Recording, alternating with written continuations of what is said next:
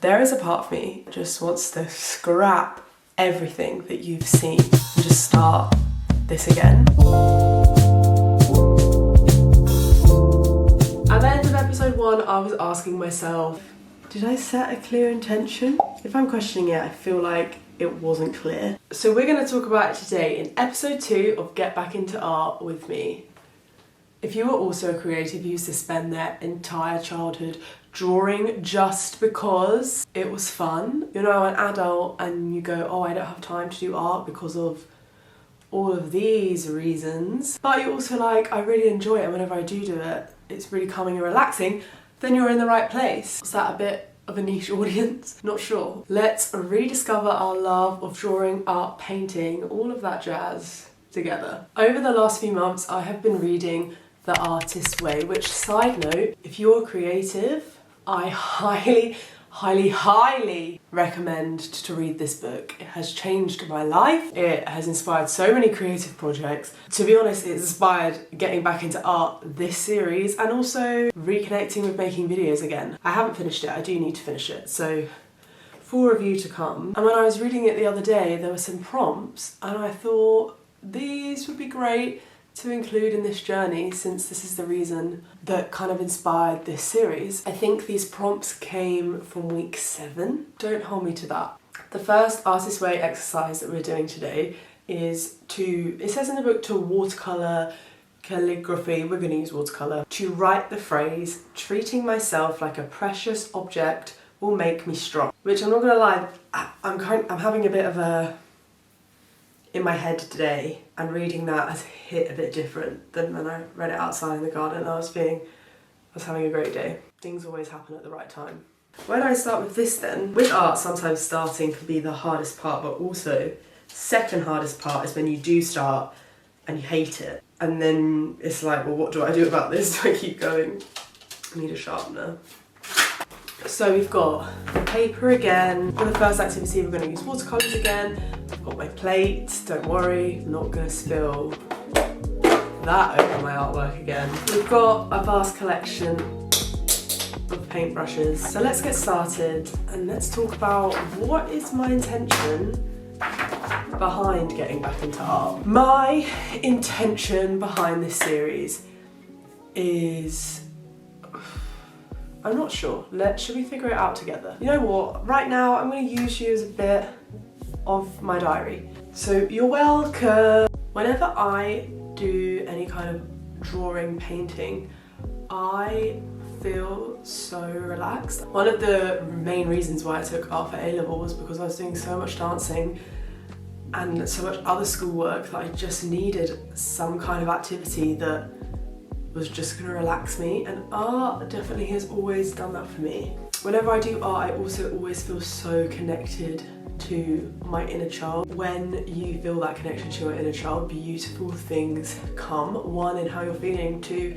in ideas that come to you, 3, it's kind of like it's a bit connecting to your inner child. I feel like can be a bit of like a brushing your teeth exercise, a bit like meditating. It's clearing out stuff that doesn't belong to you. A part of the entrepreneur in me also kind of thinks the intention behind doing this is one day I could make things with my art that I could sell, which lots of people have always kind of said, oh, why don't you make cards? I feel like if I was to do that, I'd love to do like illustrations for a book.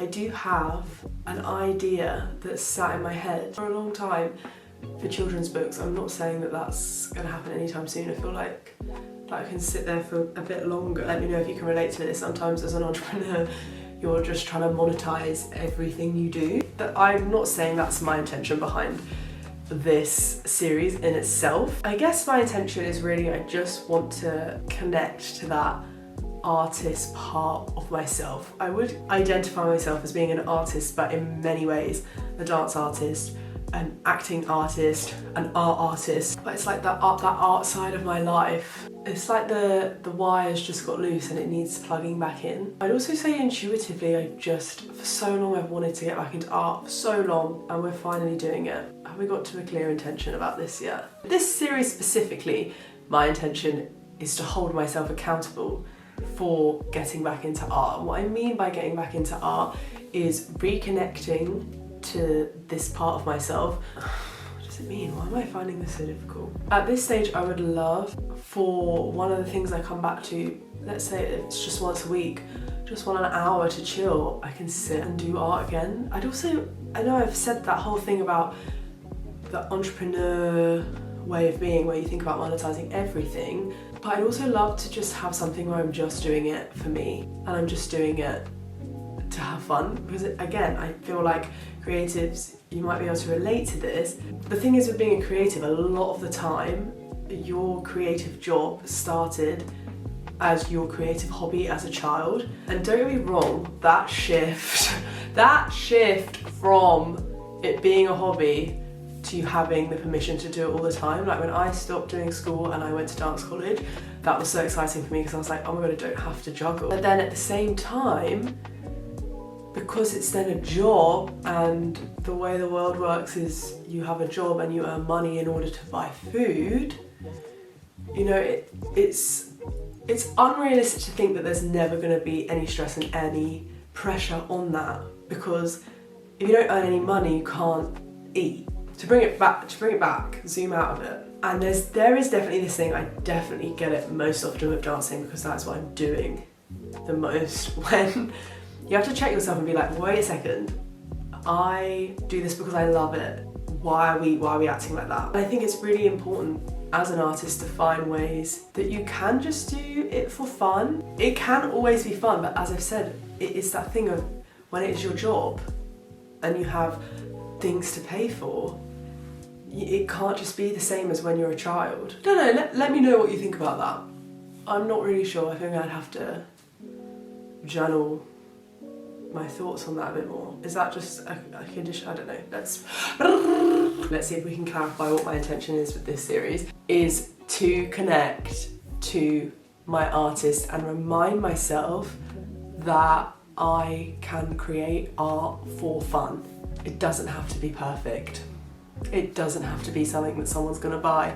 It doesn't have to be a huge piece of work that thousands of people are gonna see on the wall. It literally can just be something that I create on this piece of paper and then I never look at it ever again, and that's okay because I'm enjoying it. That's the intention. And we've completed it. For me, this is just fun. It's just fun. I will say it's so ironic how I'm like, I'm doing this to connect with my inner child. It's just fun. And then I'm doing it and I'm like, this looks like a child is doing it, and therefore it's bad. I will say I can't believe I'm showing this on the internet because this is not how I want to represent myself as an artist. It's just fun, you know? If you haven't gathered already, I'm really here for being real, for one. Well, as real as you can be on the internet. I didn't finish the G. Treating myself is what it says at the minute. Let's just add on the G. A topic you're probably gonna hear me talk about a lot, and you probably already have if you've watched my other videos, is perfectionism.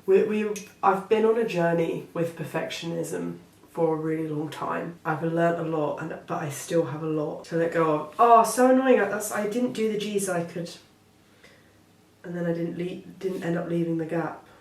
And now that G does look like a child. That's okay. If it didn't look like a child did it before, it does now. Yeah, I will say it's just really fun. It looks fun. I do love it, and I'm going to put it up next to my desk. So when I picked out a colour palette, and then I was like, oh, I've literally just chosen primary colours. It's not what I meant to do, but I think adding a bit of the pink, I like the little bubblegum vibe. It's also reminding me things. Obviously there are, as with anything, there's certain techniques to things. And then I'm drawing and I'm like, oh yes, I remember. It's like a relearning. I was watching an art video the other day and they were talking about how if you want to grow as an artist, you grow as a person.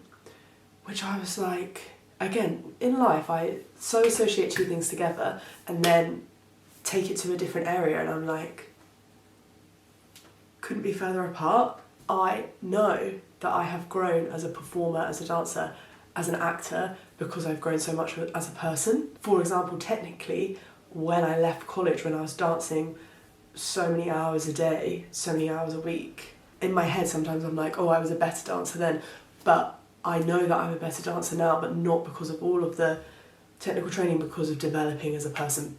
That is a whole other topic. Maybe I need to start writing all these other topics down, because I clearly have a lot to say about a lot of things.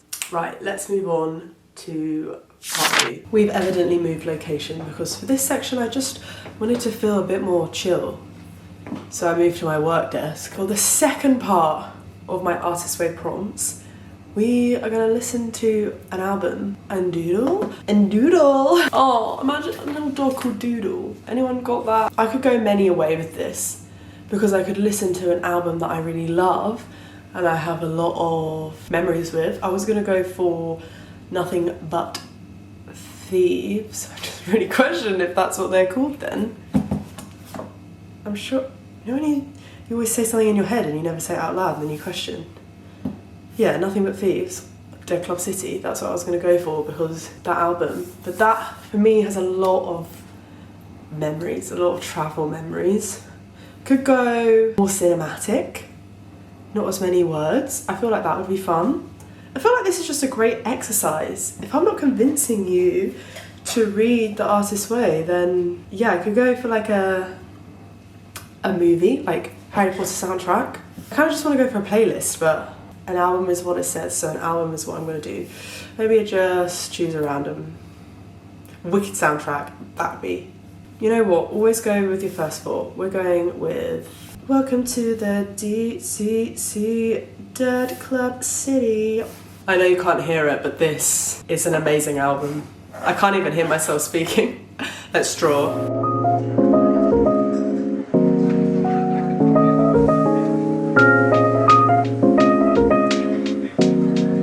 Finding this difficult but enjoyable. I'm sure good comes from that. As we can see, it's a new day and we're gonna try this again. We're gonna go again. There is a part of me, I'm not gonna lie, that just wants to scrap everything that you've seen and just start this again. I'm only doing that because I'm like, it's not perfect. So we're just gonna hi with that one. Just gonna start again. The whole reason I'd like to do art is as a chill out, as a calm, in order to slow down. I can't be coming at this with like, because that's, what is the point? I'm not gonna listen to an album today. I'm actually gonna listen to my fantasy playlist. I really love reading and listening to music, but not like music with words. I've got a fantasy playlist that I'm building. So if you have any recommendations, this is what I'd really love to know. What music do you have on your fantasy playlist? There's lots of really good ones on YouTube, which is where a lot of these songs actually came from. I just like tracking my stats of songs I listen to. Obviously, now I can see castles and dragons. I'm not gonna lie, yesterday I was just not having the bestest day. And it's not that there was anything wrong. I just feel sometimes you just have those days where you're just being harder on yourself than other days. And I'm not gonna lie, something about me is I can be really hard on myself. And that's all I'm gonna say about that right now. I love it when I say things that I feel uncomfortable saying. Okay, maybe actually let's say a bit more. I can be really hard on myself about literally the smallest thing, about literally doodling. I went to class last night and I used to do this thing and I obviously didn't do it for very long because it wasn't a built-in habit. I think maybe 1 or 2 times, where if I was stressing, I would just start laughing at myself. And I'm not gonna lie, that does really help shift when you're getting up a bit in here. And I just feel suddenly like, laugh at yourself for how hard you're being on yourself because you're being silly. One thing that I have noticed in this video, but also in art in general, is I always feel like I'm in a rush. I'm like, I need to finish this now. And then when I rush it, it looks like I've rushed it. It looks messy. It doesn't look thought through, detailed it just looks like I've rushed to do something. And I definitely, because I was on a time, I had half an hour yesterday, I was rushing.